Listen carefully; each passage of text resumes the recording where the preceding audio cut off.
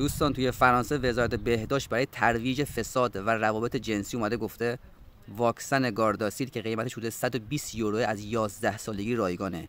میدونی یعنی چی؟ یعنی میخوان تو بدن بچه‌های ما تراشه کار بذارن تا تولید مثل رو کنترل کنن و همچنین هدفشون سلامت فرد و جامعه و به منظور پیشگیری از زیگیل و سرطان آلت تناسلی نیست. برای همین این واکسن ها رو حتی برای افرادی که با ویزای موقت اومدن هم میزنن.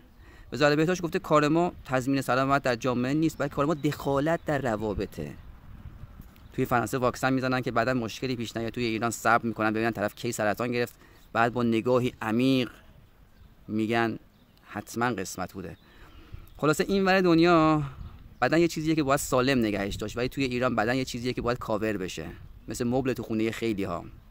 بدن ما به جای سانسور نیاز مراقبت داره. ما تو جهنمی به نام فرانسه زندگی میکنیم. پستای بعدی رو از دست نده. اطلاعات خیلی خوبی میخوام بهت بدم.